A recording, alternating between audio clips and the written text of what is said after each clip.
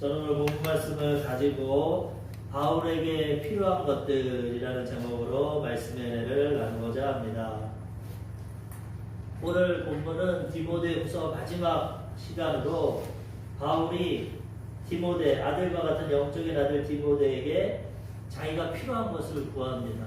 이제 날씨가 겨울이 다가가고 감옥 속에 있는데 춥기도 하고 또 말씀도 읽어야 돼요. 그래서 바울이 디모데에게 부탁합니다. 그런 내용이 오늘 본문의 내용인데, 이 내용을 통해서 우리 삶에 적용해 보면 우리에게도 인생을 살아갈 때 필요한 것이 있다는 것입니다. 우리 사람은 모든 것이 필요합니다. 그 필요를 누리며 살아가는 것이 인생입니다. 우리가 학교에서도 배웠지만 가장 기본적인 필요는 의식주입니다.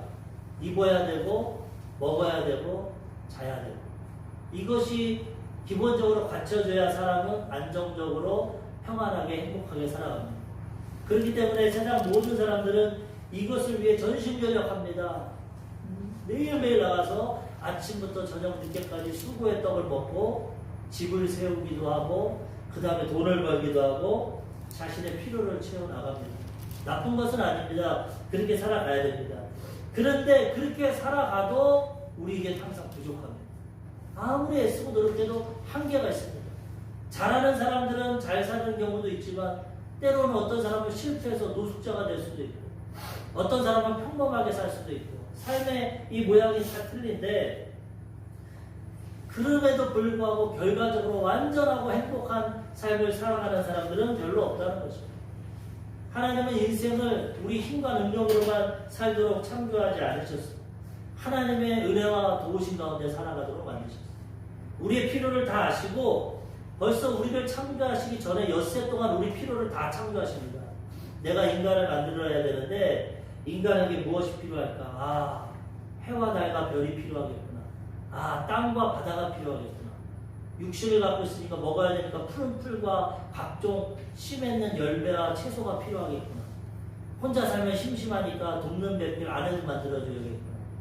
혼자 살면 심심하니까 동물과 짐승들도 만들어줘야겠구나. 하나님이 생각하셔서 우리의 필요한 것을 엿새 동안 다 창조해 주십니다. 모든 것이 완벽하게 준비된 후에 사람을 흙으로 빚으시고 하나님의 영인, 하나님의 형상과 모양대로 사람을 만들어 주십니다. 태어나서 처음 아담과 하와가 들은 얘기는 그들에게 복 주시며 이르시되, 복 받아라. 내가 이 세상 다 창조했는데 너에게 다 줄게. 생육하고 번성하고 정복하고 다스려라. 왕권을 줬어. 자녀 만연해서 생육하고 번성하고 그 다음에는 이 모든 거 다 다스리고 누려라. 짐승들의 이름 네가 지어줘서 니들이 다 짐승들 관리하고 이 세상 다 누리며 살아가라. 하나님은 완벽하게 세상을 창조하시고 그 가운데 또 기쁨을 주시고, 사람은 물질적으로만 못 살아. 마음의 평안과 기쁨을 주시고 기쁨의 동산 에덴 동산을 주시고 완벽한 인생길을 만들어 주셨다는 거예요. 부족하면. 그래서 아담과 하와는 행복하게 살아갔지만 아담과 하와 전에 창조되었던 타락한 천사, 하나님께 사랑받았던 이 천사가 보니까 너무나 배가 아프고 괴롭습니다. 내가 인정받고 칭찬받았는데 내 사랑을 저들이 받는구나. 저들도 나처럼 타락시켜야겠다. 영적인 존재가 육적인 뱀에게 들어가서 그들을 타락시켰어. 그래서 아담과 하와가 마귀의 게임에 넘어가고 죄짓고 타락함으로 우리 인생이 이렇게 된 겁니다. 하나님 앞에 심판을 받아서 흙으로 왔으니 흙으로 돌아가라. 질병이 오게 되고 노화 현상이 오게 되고 죽음이 다가왔어. 그 다음에 부부관계, 인간관계 깨져버렸어. 저 여자 때문에 먹었습니다. 하나님이 만들어주신. 하나님과 이웃관계가 깨어져 버리고 자식을 낳았는데 아벨과 가인과 아벨, 큰형과 둘째가 하나님 예배를 드렸는데 예배를 받지 않는 악한 가인이 동생을 쳐서 죽이고 살인이 오고 인생의 비극이 시작. 그 후손들 우리는 날마다 이 고통과 괴로움 가운데 눈물 골짜기 가운데 살아가는 것입니다. 그런데 우리를 불쌍히 여기신 하나님이 우리를 버려두지 아니하시고 독생자 예수님을 하나님의 아들을 인간의 모양으로 2000년 전에 이 땅에 보내주시고 그 빼앗긴 모든 것을 십자가에서 찾아주신 것입니다. 그래서 예수 믿고 거듭나고 구원받고 하나님의 자녀가 되는 우리 삶이 변하게 되는 것입니다. 천국인 하늘나라가 우리 삶 가운데 임하게 되는 것입니다. 예수님이 이 사역을 감당하려고 오시고 침례를 받으시고 사역을 시작할 때 40일 동안 금식하셨습니다. 모세와 같이. 얼마나 배가 고픕니까? 마귀가 시험하러 옵니다. 마귀는 시험하는 겁니다. 날마다 우는 사자와 같이 삼킬자를 찾습니다. 우리에게 옵니다. 예수님도 시험했어요. 아담과 하와도 시험. 아담과 하와 첫사람은 실패했지만 예수님은 말씀으로 시험을 이기십니다. 근데 사탄이 뭐라고 그러냐면 온 천하 만국을 보여주시고 세상의 부귀 영광을 보여주면서 나에게 절해라. 그럼 내가 이거 너에게 주겠다. 이건 내가 넘겨받은 거다. 이렇게 말합니다. 누가복음 4장 6절에 보면은 이르되 이 모든 권위와 그 영광을 내가 내게 주리라. 이것은 내게 넘겨준 것이므로 내가 원하는 자에게 주노라. 원래 마귀 것이 아니었어. 이 세상의 부귀 영광. 하나님이 우리에게 주셨는데 우리가 속아서 마귀에게 빼앗겨서 이런 부족한 인생을 살아가는데 이 마귀가 고백합니다. 이거 내가 넘겨받은 거다. 아담과 하와에게. 그래서 나를 경배하면 내게 주겠다. 그래서 세상에서 악한 마귀 사단, 우상 숭배도 복을 줍니다. 그들이 일시적인 물질적인 부여를 갖고 있지만 근데 사단의 역사는 조금 주고 다 뺏어가는 거죠. 하나님은 우리에게 생명을 얻게 넘치도록 허락해 주신다는 거예요. 그래서 하나님의 안에 있으면 하나님께서 이 모든 것을 예수님 안에서 회복시켜 주셔서 이제는 다윗의 고백같이 오늘 시편 말씀처럼 내가 부족함이 없습니다. 야훼가 목자가 되십니다. 양들이 목자의 안에 있으면 부족함이 없습니다. 푸른 풀밭과 쉴만한 물가로 인도해 주십니다. 우리가 예수님 안에 들어가면 이제는 우리의 필요를 하나님이 공급해 주시고 채워주시고 부족함이 없는 인생을 허락해 주시는 것입니다. 십자가에서 예수님이 다 죄의 대가를 이루어주시고 이제 하나님의 자녀를 회복시켜 주시고 이제는 하나님 나라에는 천국을 우리에게 허락해 주십니다. 우리는 믿음으로 이제 마귀에게 이것을 빼앗아가며 싸워야 돼요. 죄 가운데는 이길 수 없었지만 예수 그리스도의 일 가운데 하나님의 백성이 됐기 때문에 이제는 우리가 빼앗긴 것 다시 찾아야 됩니다. 건강도 찾아야 되고 물질의 축복도 찾아야 되고 인간관계 회복도 찾아야 되고 천국도 찾아야 되고 다 누리며 살아가야 된다는 것입니다. 마태복음 11장 12절에 보면 예수님이 세례 요한의 때부터 지금까지 천국은 침노를 당하나니 침노하는 자는 빼앗느니라. 이제 천국을 우리에게 십자가에서 빼앗아 주셨어요. 그것을 믿고 고백하고 빼앗아 오면은 이제 그 천국의 축복을 우리가 이 땅에서도 누리며 살아가게 되는 것입니다. 하나님 안에서 부족함이 없는 인생길이 되는 것입니다. 예수님이 제자들과 복음 전하시면서 가는데 사람들의 모습이 다 뭡니까? 다 배고프고 먹을 것 구하고 병들고 죄 가운데 고통당하는 그런 인생입니다.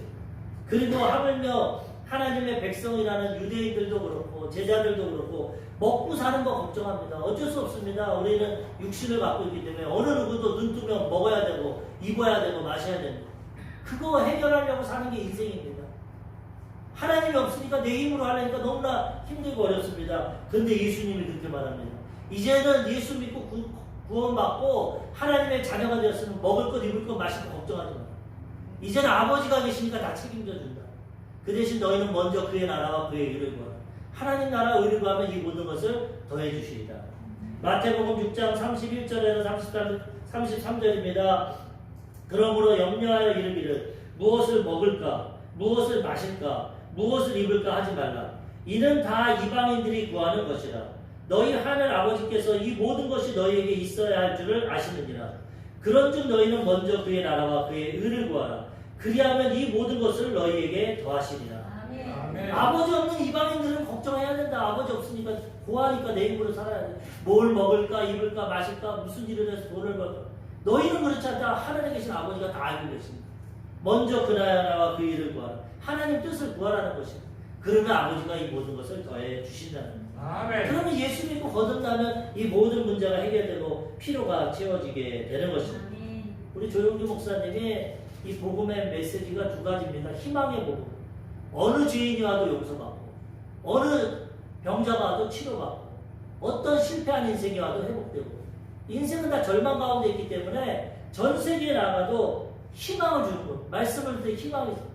죄인이 용서받는다. 병든 자가 치료받는다. 가난한 자가 부유해진다. 죽는 자가 천국 간다. 인간관계 깨진 자가 사랑으로 원수도 친해진다. 다 회복되는 희망의 메시지. 그 다음에 거기에 플러스해서 필요의 복음을 전합니다. 필요. 왜 사람들은 필요하냐. 당장 우리가 전도해 보면 사람들이 뭐라고 합니까? 교회 나오면 떡이 생기냐, 밥이 생기냐. 사람들의 필요가 있게 돼요. 교회에서 떡 주고 밥은 안 줍니다. 그렇지만 교회 나오면 하나님이 영적인 필요를 채워주신다는 거예요. 그래서 영이 잘 되면 그 다음에 범사에 먹을 것과 마실 것, 입을 것도 주십니다. 그리고 육체적으로 강건하게 해줍니다. 그래서 조 목사님이 전한 말씀이 요한삼서 1장이죠. 사랑하는 자요. 하나님 우리 사랑하십니다. 자녀이기 때문에. 자녀는 못났고 잘났고 어쨌든 부모는 사랑합니다. 사랑하는 자요. 네 영혼이 잘된 같이, 영적으로 혼적으로 하나님과의 관계가 잘된 같이 네 모든 범사가 잘되고 내가 강건하다.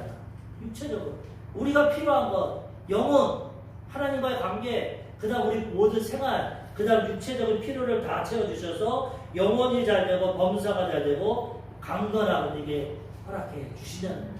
하나님 안에 들어갈 때 이 모든 것을 채워주셔서 부족함이 없는 인생이 되게 된다는 거죠. 우리가 복음 전할 때도 이것을 깨닫고 전해야 됩니다. 사람은 필요에 따라 움직입니다. 필요하지 않으면 절대 안 움직입니다. 사람은 필요하니까 돈 벌고 일하고, 필요하니까 놀러가고 즐기고, 필요하니까 밥을 먹고 다 하는 거예요. 필요 안 하면 사람은 움직이지 않습니다. 그래 교회 오기가 힘든 겁니다. 왜? 교회는 눈에 보이는 필요를 주지 않기 때문에. 안 보이는 영적인 걸 주고 그 다음에 이것이 한 번에 이루어지지 않고 우리의 모습에 따라 달라집니다. 하나님은 먼저 우리를 그릇을 만들고 채워줍니다. 그냥 막 복을 주지 않습니다. 왜? 그냥 복을 주면 더 타락합니다. 그래서 하나님 먼저 우리 인격을 만드시고 하나님을 체험하게 하시고 거기에 합당한 복을 허락해 주신다는 거예요. 그래서 우리가 이것을 깨닫고 이 복음을 듣고 나아갈 때 하나님 우리 일생을 책임져 주시고 가장 좋은 길로 우리의 인생길을 인도해 주신다는 거예요. 이번 주에 또 가장 좋은 소식이 왔던 게 우리 재현이가 문자를 딱 보냈더라고요. 목사님 전번에 프로젝트 참여해달라고 기도해 주셨는데 그게 기도 덕분에 잘 참여를 했고 이제 졸업을 앞두고 있는데 대상을 수료하고 나왔습니다. 좋은 일. 그리고 또 우등생이 되었습니다. 기도해 주셔서 감사합니다. 재현이가 이 대학생으로 바쁘고 힘든데도 이렇게 찬양 인도하고 교회 컴퓨터도 노트북도 이번에 고장났는데 다 고치고 먼저 그 나라와 그 일을 가고 하나님 섬기니까 하나님께서 책임져 주셔서 지혜를 주시고 학업도 뛰어나게 해주시고 하나님께서 이렇게 응답해 주신다. 앞으로 취업의 길, 결혼의 길도 하나님이 좋은 길로 인도해 주실 것입니다. 또 우리 조리준 성도님도 금요일날 문자 왔어요. 목사님 직장 너무나 좋은 곳으로 이직하게 됐어요. 하나님의 능력입니다. 감사합니다. 하나님이 다 우리를 책임져 주신다. 우리가 하나님 말씀대로 안 살고 내 마음대로 내 방법 세상적으로 살아가니까 육신의 정력, 안목의 정력, 이세에 대한 돈 버는데 거기만 쫓아가니까 하나님이 자꾸 때리는 겁니다. 글로 가면 죽기 때문에. 그런데 하나님의 말씀을 깨닫고 하나님 방법대로 순종하고 살아가면 구하지 않아도 하나님 필요한 거 허락해 주시네. 예비하신 가장 좋은 길로 인도해 주신다는 거예요. 그래서 우리는 이러한 하나님의 도우심을 받고 살아갈 때 이 광야 같은 인생길도 천국이 임하게 되는 것이고 그렇게 살다가 진짜 하나님 계시는 천국으로 들어가게 되는 것입니다. 첫 번째로 바울이 필요했던 것은 믿음의 동력자가 필요했습니다. 우리 모두도 믿음의 동력자가 필요합니다. 사람은 혼자 살 수 없습니다. 학교에서 배웠지만 사회적 동물이다. 혼자 못 사는 사람. 한자를 봐도 한 사람이니 기대고 있지 않습니까? 혼자 사는 게 좋지 못합니다. 하나님이 아담부터 지우고 보니까 하나님이 사람이 독처하는 거 혼자 사는 게 좋지 않다. 내가 그를 위하여 돕는 배필을 지으리라. 아담이 안 구했습니다. 하나님 심심해요. 외로워요. 아내 좀 주세요. 안 구했어요. 아담은 즐거웠습니다. 에덴 동산에서. 짐승들 이름 지어주고 하나님 주신 거 누리고 너무 즐거웠어요. 근데 하나님 보신 게 아니야. 혼자 사는 것보다 둘이 사는 게 좋아. 그를 잠재우시고 갈빗대를 취해서 하와를 데려다녔어요. 아담이 눈을 뜨고 보니까 아름다운 여성이 옵니다. 뭐라고 합니까? 이는 내 살 중에 살이요 뼈 중에 뼈라. 남자에서 나왔으니 여자라고 합니다. 너무나 행복하고 하나님 우리 필요를 다 채워주시고 사람은 함께 살아가야 돼요. 가정도 이루고 직장 생활도 하고 이웃도 이루고 함께 살아가야 돼요. 그런데 신앙생활도 마찬가지입니다. 신앙생활도 혼자 할 수 없어요. 함께 해야 되는 것입니다. 함께 할 때 서로 약한 거 도와주고 보완하고 기쁨과 슬픔을 누리고 나누고 함께 살아가게 된다는 거예요. 사람은 혼자 있으면 외로워서 못 살아요. 그렇기 때문에 살아가는 것도 신앙생활도 함께 해야지. 요즘에 교회에 문제가 많아. 목회자들이, 목사들이 문제가 많아. 난 그런데 동참 안 하겠어. 나 혼자 말씀 읽고 기도하고 신앙생활을. 이런 분이 너무나 많았어. 첫 번째 교회의 잘못이죠. 교회가 올바로 못했으니까. 그렇지만 두 번째는 그 사람들이 잘못 판단한 겁니다. 아무리 이 세상은 죄악이기 때문에 목사도 죄인이고 교회도 문제가 많습니다. 그렇죠. 하나님만 바라보고 섬겨야 신앙이 되는 거고 보완하는 거지. 그것을 다 부정하고 혼자 신앙생활한다. 자기는 완벽합니까? 사람이 신앙생활 열심히 할 수도 있지만 또 낙심될 때도 있어. 그렇기 때문에 신앙생활은 혼자 하는 것이 아니라 하나님의 부르신 사람들, 교회, 에클레시아, 부르심을 받은 모임이 교회입니다. 함께 신앙생활할 때 믿음이 성장되고 올바른 신앙생활을 하게 된다는 것입니다. 하나님의 계시를 받고 천국까지 갔다 온 3층 천까지 갔다 온 이 사도 바울도 신앙생활 혼자 못해요. 감옥에 있으니까 너무나 외롭고 괴롭습니다. 그래가지고 오늘 편지를 쓰면서 디모데에게 마지막으로 부탁한 게 뭐냐? 빨리 좀 와라. 나 너 좀 보자. 나 외롭다. 오늘 본문 말씀 디모데후서 4장 9절. 너는 어서 속히 내게로 오라. 대만은 이 세상을 사랑하여 나를 버리고 데살로니카로 왔고 그레스게는 갈라디아로 디도는 달마디아로 갔고 누가만 나와 함께 있느니라. 내가 올 때 마가를 데리고 오라. 그가 나의 일에 유익하니라. 두기고는 에베소로 보내었노라. 바울이 기적을 일으키고 잘 나갈 때는 많은 사람들이 함께 동행을 했어요. 예수님 때도 마찬가지. 근데 이제 로마에 잡혀서 감옥에 갇혔으니까 다 떠나가는 거예요. 하나님을 부인하고 대만하는 사람은 세상을 사랑해서 데살로니카로 버리고 가고 다 흩어져 버렸어요. 오직 누가만 함께 있어요. 누가는 의사입니다. 누가복음 쓰고 사도행전 쓰고 의사인 누가만 의리를 지키고 바울에 있고 너무나 바울이 외롭습니다. 그러니까 디모데야 빨리 좀 와라. 겨울이 되기 전에 와서 내 얼굴 좀 보자. 나를 위로해줘라. 그 다음에 올 때 혼자 오지 말고 마가를 데리고 와라 그럽니다. 마가는 누구냐? 마가 요한. 마가의 다락방에 성령이 임하고 교회가 생겼는데 이 마가가 사도행전에 보면은 처음에는 바울과 전도여행을 나갑니다. 성교. 근데 이 전도여행이 너무나 힘들죠. 그 당시에 걸어다니고 배 타고. 그래서 도중에 너무 힘들어가지고 돌아가 버렸어. 끝까지 성교여행으로. 이 바울이 아주 고지식한 사람입니다. 그래가지고 괘씸죄가 생겼어. 나도 힘든데 같이 해야지. 중도에 탈락해보니까 아주 마가를 그냥 이제는 인정하지 않고 무시해버렸어. 두 번째 성교여행, 전도여행을 가는데 바나바라는 사람이 바울을 세워준 사람입니다. 바울은 원래 교회를 핍박했기 때문에 사람들이 인정 안 했는데 바나바가 그를 인정해줘. 근데 바나바는 사람을 세워주는데 마가를 데리고 또 성교여행을 가자고. 바울이 안 된다. 저 인간은 전번에 첫 번째 갔을 때 중도 탈락했다. 안 데리고 간다. 바나바가 아니다. 사람은 실수할 수도 있고 넘어질 수 있으니 또 데리고 가자. 바울은 아주 고지식한 사람. 그래가지고 성경에 보면 바나바와 크게 싸웁니다. 그리고 표가 갈라져.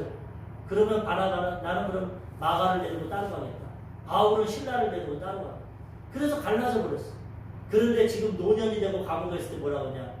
마가 좀 데리고 와라. 마가가 나에게 필요하다. 사람이 좋을 때도 있고 슬플 때도 있는 겁니다. 부부관계도 좋을 때도 있고 싸울 때도 완벽하지 못하려고. 그래서 한 번 실수했고 한 번 나를 배신하고 상처 줬다고 버려버리면 안 돼. 그 사람 무시해버리면 안 돼. 회복을 시켜야 돼. 하나님이 그렇게 하셨다면 우리는 다 버림받고 살아날 사람 없어. 하나님은 하루에 7번씩 70번 490번도 죄져도 회개하면 용서해 주라고. 베드로가 넓은 마음으로 예수님 나에게 죄 짓는 형제에게 7번 용서하면 될까요? 아니 7번씩 70번도 용서해. 회개하면 490번 죄 짓는 사람 무한대로 용서하는 하나님의 사랑이. 우리도 우리 주변에 우리 형제, 자매, 이웃, 아내, 자녀 용서해주고 살아야 되는 거죠. 지금은 나에게 상처가 되고 아픔이 되지만 나중에는 또 유익이 되게 되는 거죠. 아멘. 이런 믿음으로 살아가야 되는. 바울도 마가를 쫓아냈지만은 나중에는 깨닫고 디모데야 너 혼자 오지 말고 제발 마가 좀 내려와. 그가 나에게 유익하다. 그가 나를 위로한다. 바울도 이렇게 동역자가 필요했다는. 우리도 신앙생활할 때 이런 믿음의 동역자가 필요하다. 때로는 병이 걸리거나 때로는 낙심되거나 때로는 시험에 들 때 내 힘으로 회복 안 될 때 옆에 사람들이 위로해주고 격려해주고 도와주시는 거예요. 아멘. 하나님도 이렇게 신앙생활 하라고 그랬어요. 예수님도 마태복음 18장 20절 두세 사람이 내 이름으로 모인 곳에는 나도 그들 중에 있느니라. 두세 사람이 모였을 때 성령으로 하나님이 함께 하세요. 물론 개개인 안에 성령이 있지만 두세 사람이 함께 볼 때 더 하나님의 역사가 강력합니다. 너희가 한 사람 기도하지만 두세 사람에서 모여서 기도하면 하나님이 응답해 주신다고 말씀. 그래서 우리는 믿음의 동역자를 중요히 여기고 서로 장단점을 잘 구별하고 서로 이해하고 격려하고 용서하고 하나가 되어서 신앙생활해야 되는 것입니다. 전도서 4장 11절에서 12절. 또 두 사람이 함께 누우면 따뜻하거니와 한 사람이면 어찌 따뜻하랴. 한 사람이면 패하거니와 두 사람이면 맞설 수 있나니 세 겹줄은 쉽게 끊어지지 아니하느니라. 혼자 누우면 춥습니다. 둘이 누우면 따뜻합니다. 한 사람이면 패합니다. 둘이 나가면 맞설 수 있습니다. 삼겹줄은 끊어지지 않아요. 그래서 믿음의 공동체들이 모여서 함께 예배할 때 더 큰 하나님의 역사와 응답과 치료가 임하게 되는 것입니다. 혼자는 영향력이 한계가 있어요. 구약에도 하나님 백성들 전쟁에 나갈 때 뭐라고 그러냐. 한 사람이면 1000을, 두 사람이면 만을. 세상 방식에는 한 사람 1000, 두 사람 2000인데 하나님 방식은 두 사람 만을 줬어요. 엄청난 효과가 나타나요. 그래서 우리는 함께 믿음 생활해야 되는 것입니다. 잠언서 18장 1절. 무리에게서 스스로 갈라지는 자는 자기 소욕을 따르는 자라 온갖 참 지혜를 배척하느니라. 무리에서 왜 나눠집니까? 내 이기심 때문에, 내 욕심 때문에. 공동체로 살아야 되는데 나만 잘 먹고 나만 챙기려니까 무리에서 갈라집니다. 자기 욕심을 따릅니다. 온갖 참 지혜를 배척하는. 하나님은 공동체로 살기로 만들어 놨는데 혼자 산다는. 요즘에 혼자 사는 1세대가 많습니다. 환경도 그렇고 상황도 그렇고 여러 가지지만 또 이기적인 사람도 있습니다. 결혼하면 남편 시중 들어야 되고 시댁 모셔야 되고 애 키워야 되고 난 혼자 돈 벌고 내 마음대로 살아야겠다. 자기 소욕으로 따라 삽니다. 자기 지혜를 배척합니다. 남편의 즐거움도 모르고 자식의 기쁨도 모르고 가족 간의 우애도 모르고 지혜를 잃어버립니다. 하나님 법칙대로 우리는 살아가야 되는 것입니다. 이게 확실한 정보인지 모르겠지만 얼마 전에 뉴스 보니까는 영국이 해가 지지 않는 나라 그렇게 잘 나가는 나라가 지금 엄청 힘든 자입니다. 7명 중에 1명이 끼니를 못 먹는 나라에서 먹는 걸 주고 하는데 그 원인이 여러 가지가 있겠지만은 한 사람이 분석하는 거 보니까 EU에서 탈퇴해서 그렇더라고요. 물론 그것 때문은 아니겠지만 한 가지 영향이. 왜? EU가 유럽 공동체인데 영국이 너무 부담금을 많이 내고 이게 간섭을 하게 힘이 들어가니까 우리만 잘 먹고 잘 살아야겠다. 그래서 국민 투표를 해서 탈퇴를 했는데 막상 탈퇴하고 나니까 혼자 살아갈 수 있습니까? 무역도 하고 거래도 해야 돼요. 경제적으로 많이 어려워요. 금융업을 많이 하는데 그게 잘 활성화가 안 되니까 지금 갑자기 어려워졌대요. 다른 원인도 있겠지만 이와 같이 공동체로 살아야지 혼자 독불장군은 없습니다. 이 세상은. 혼자 살아가면 어렵게 되는 거예요. 신앙생활도 혼자 생활하면 넘어지고 쓰러집니다. 한 젊은이가 교회 신방에서 교회를 안 나갑니다. 목사님이 신방 가셨어요. 겨울에. 벽난로를 떼고 있다가 목사님 나 이제 교회 안 가요. 교회 가봤자 사람들 뭐 자기 잘났지 하고 뭐 나 비판하고 나 혼자 신앙생활 할래. 그래. 그러면 이거 한번 봅시다. 벽난로에서 나무에 불이 확 터졌다는 나무를 하나 끄집어가지고 바깥에다 내려옵니다. 얼마 있다가 싹 불길이 사라집니다. 형제님 이거 보세요. 지금은 내가 신앙생활 잘할 것 같고 뜨거울 것 같지만 저 나무들처럼 자연법칙처럼 혼자 떨어져 있으면 다 식어버립니다. 교회가 부족하지만 혼자 신앙생활하면 믿음 잃어버립니다. 그러니까 다음 주부터 교회 나와서 그렇게 권면을 했다는데 그게 맞는 말입니다. 사람은 혼자서는 살아갈 수가 없어요. 그래서 사도 바울은 오늘도 말씀을 통해서 믿음의 동역자들을 부르고 서로 위로를 받고 서로 도움식을 받았다는 거예요. 이 개척교회도 제가 해보니까 저는 처음에 신학교 졸업하고 청량리에 있는 개척교회 한 1년에서 1년만 있었어요. 근데 할 일이 없어요. 다 뭐 성도가 별로 없으니까 담임 목사님이 다 설교하시고 하고 전도사라고 불러놓긴 했는데 할 일이 없어요. 그래서 개척교회가 이런 거구나. 그러다가 하나님이 한 3,000명 넘는 큰 교회를 보내주셔가지고 거기서 만 9년 동안 청년부 1년하고 어른 사역 8년을 했어요. 사역을 하는데 거기는 사람이 많으니까 부족함이 없어요. 한 달 스케줄 딱 짜가지고 월요일을 쉬고 화요일부터 시작하면 각 가정에 가서 예배 드립니다. 1지역, 2지역, 3지역 스케줄이 다 있어. 다른. 그래서 그것대로 행하면 예배도 드리고 성도도 많고 예배 드리고 나면 맛있는 밥도 사주고 월급도 잘 나오고 뭐 9년 동안 아주 행복하게 교회 생활이 이러구나. 근데 막상 개척을 하고 나오니까 맨 땅에 헤딩입니다. 큰 교회에서 후원 받은 것도 없고 우리 부모님이 서울에 있는 집 두 채에서 하나 팔아서 그거 11조랑 그 다음에 봉고차 하나님께 드린다고 해서 그거 판 차값이랑 3천만 원 좀 넘는 걸로 개척을 시작해요. 하나님 함께 하시고 그거 가지고 또 제가 가진 퇴직금이랑 제가 있는 돈 합쳐가지고 교회를 개척했습니다. 물질적으로도 그냥 했고 성도도 없습니다. 큰 교회에서 안 보내줍니다. 그런데도 하나님이 불쌍히 여기셔서 우리 가족들, 우리 사촌, 우리 이모, 그 다음에 이모 자녀분들 해가지고 13명이서 시작했어요. 13명. 그런데 지금 한 가정은 나가서 9명이 됐는데 또 우리 이모님은 천국 가시고 그렇게 해서 정말 사람도 없고 물질도 없고 이 알지도 못하는 양주 지역에 와서 개척을 했는데 얼마나 외롭습니까?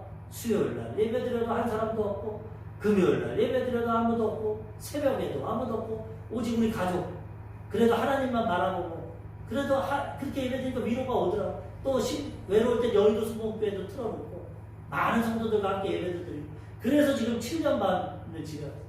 그래서 개척이 이렇게 힘들구나. 사람도 없고 물질도 없고 참 어렵구나. 그런데도 다른 교회에 비해서는 하나님이 물질적으로 다 채워주시고 그래도 가족 같은 분위기로 예수님의 제자가 12명인데 우리 13명으로 시작해서 또 유지하게 해주시고 하나님 도와주시고 그런데 다른 장로교회나 이런 데 보면은 교회를 개척하면 사람을 30명을 보내줍니다.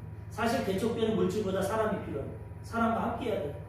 분당 우리 교회를 보면은 20년 됐는데 지금 최대 교회가 돼요. 한 2만 명이 모이는데 10,000명을 흩어버렸는데 그 분당 우리 교회 이찬수 목사님이 옥하는 목사님으로부터 개척을 하는데 물질적으로 지원해 주는 것뿐만 아니라 네가 여기서 10년 동안 사역했는데 너랑 친한 성도들 30명 데리고 나가라.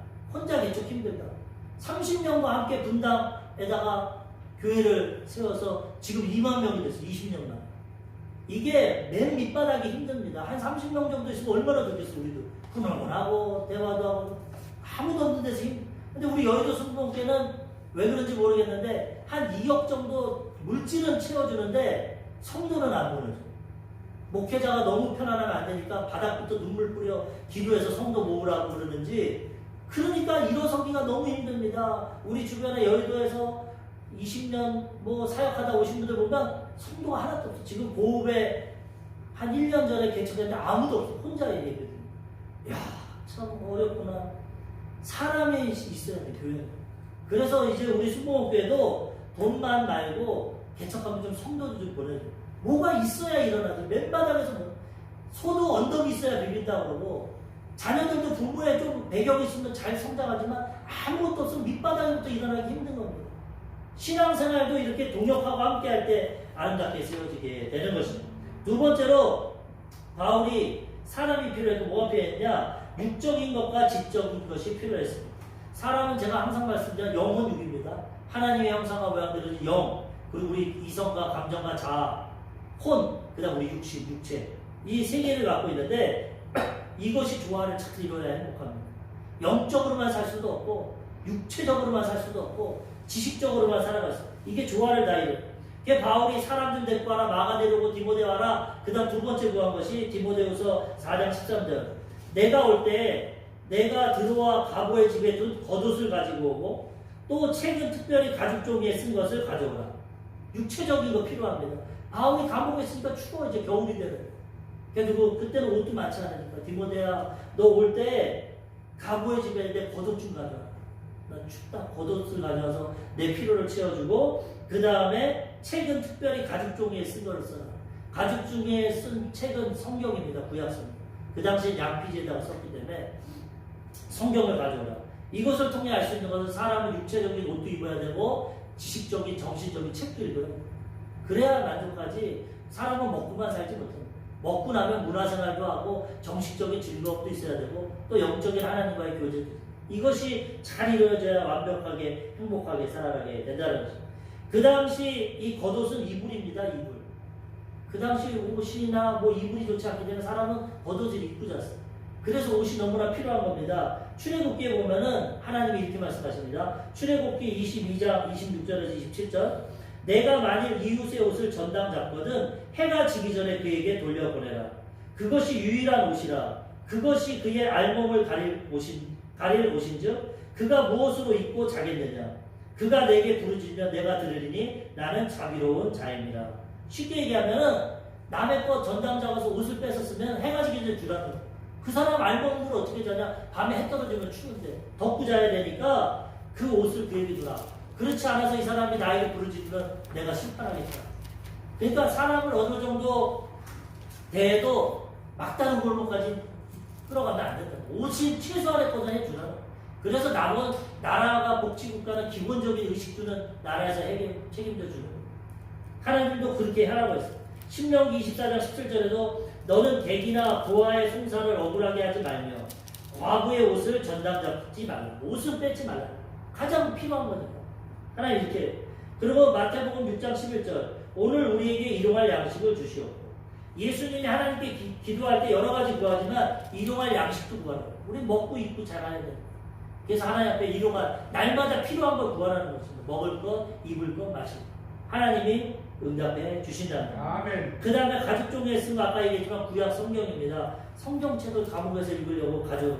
사람은 지적인 호기심이 있습니다. 사람은 정신적인 게 필요합니다. 그래서 먹고 살만하면 뭐합니까? 시를 쓰기도 하고 노래를 만들기도 하고 영화를 만들기도 하고 그림 그리고 문화생활의 정신적인 면이기 때문에 밥만 먹고 못 삽니다. 그렇기 때문에 우리는 하나님 안에서 성경 말씀도 있고 세상 좋은 책도 읽어야 돼요. 지적으로도 성장시키고 교육도 받아야 돼요. 근데 그런 건 다 필요하지만 가장 중요한 게 말씀이에요. 하나님 말씀이 유일합니다.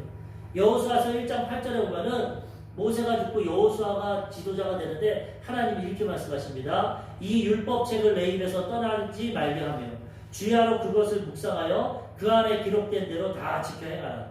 그리하면 내 길이 평탄하게 될 것이며 내가 형통하리라.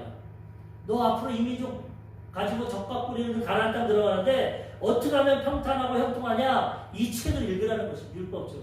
주야로 묵상하고 그대로 행하면 하나님이 책임져 주신다는 거예요.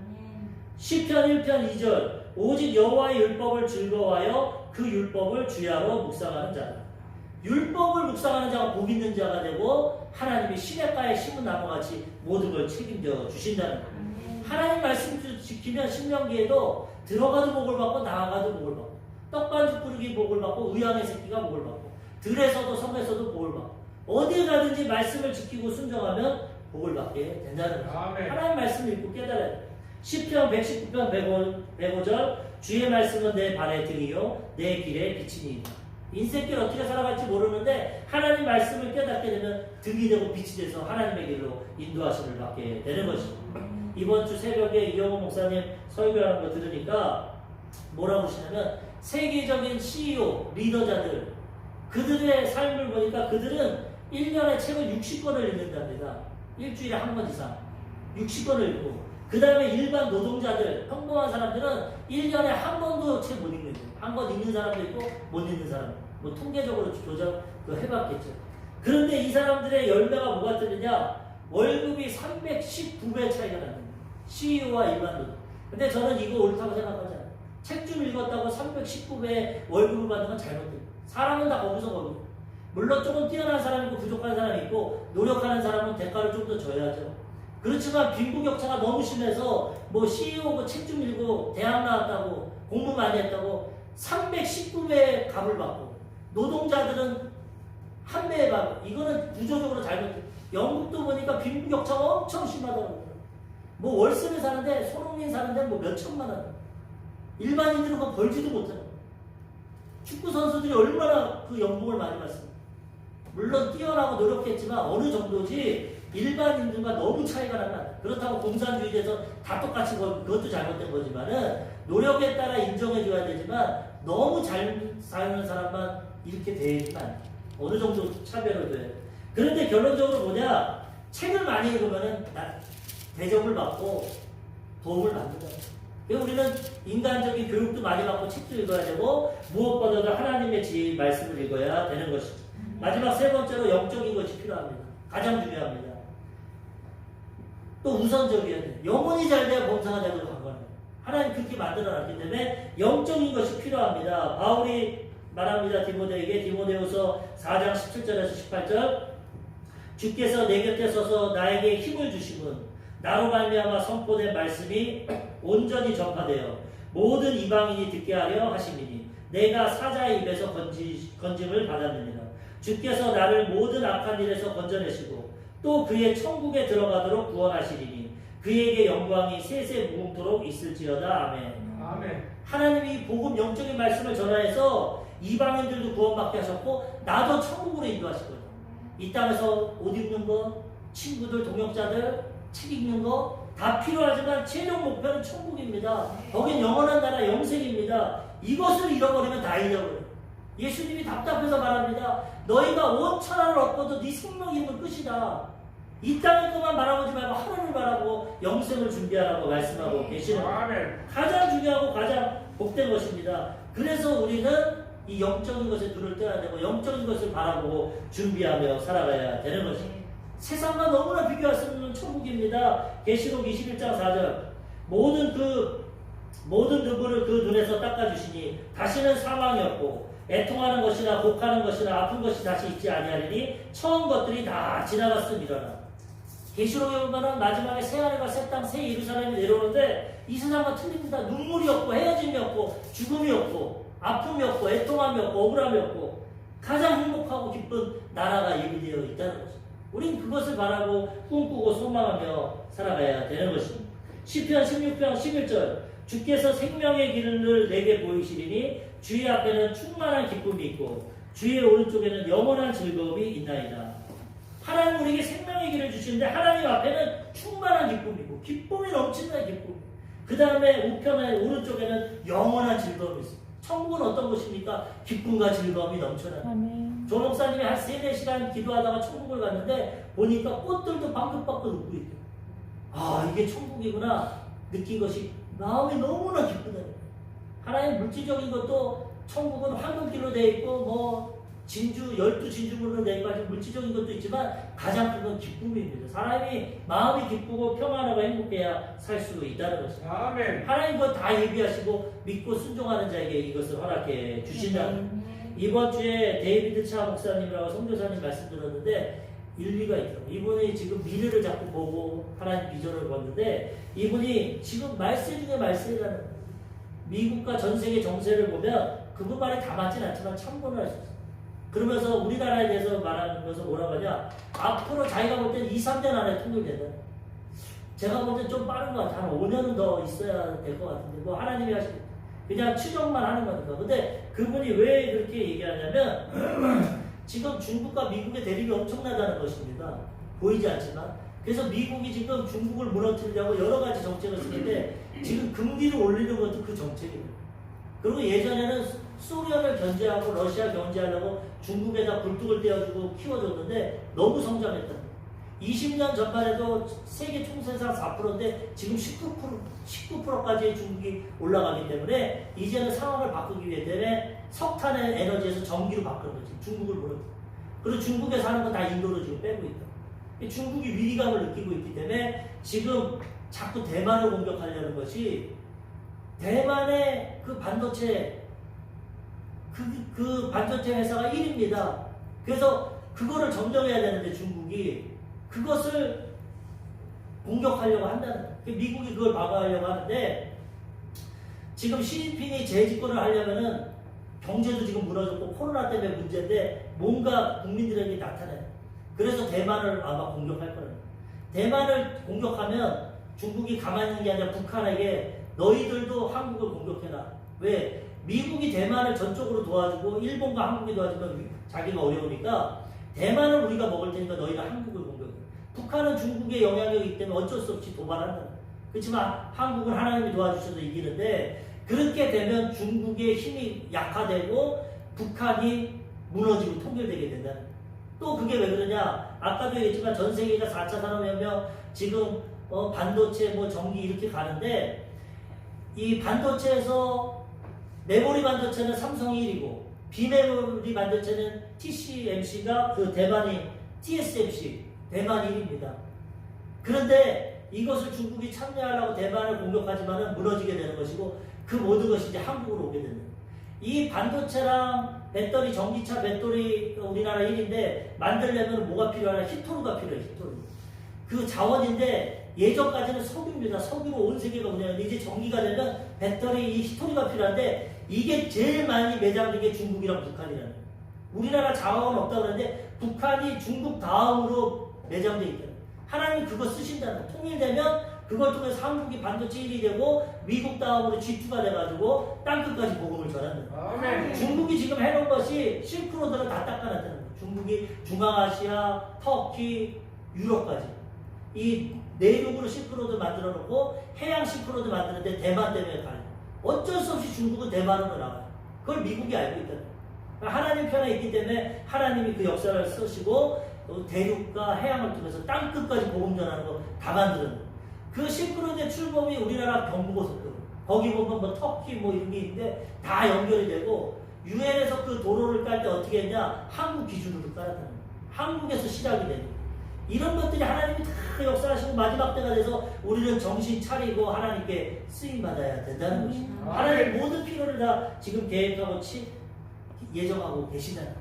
그래서 우리가 이거를 깨닫고 영적인 분별력을 가지고 우리도 이 마지막 때 하나님의 인도하심을 받아야 되는 것입니다. 아멘. 오늘 말씀을 통해서 바울에게 필요한 것들에 대해서 알아봤습니다. 우리에게도 필요한 것이 하나님이 우리의 필요를 채워주십니다. 아멘. 하나님 안에서 영적으로 동역하고 우리 지적인 것, 육체적인 거 하나님 채워주시고 그 다음 영적인 거 채워주셔서 최종적으로 이 땅의 복음이 땅끝까지 증거되게 하시고 하늘나라로 인도해 주시는 것입니다. 아멘. 우리 사랑하는 성도님들이 이 영적인 진리와 비밀을 깨달으시고 이 땅에서도 하나님의 필요하심 다 받고 천국에서도 상급받고 쓰임받으시기를 주님의 이름으로 축원합니다. 아멘. 아멘.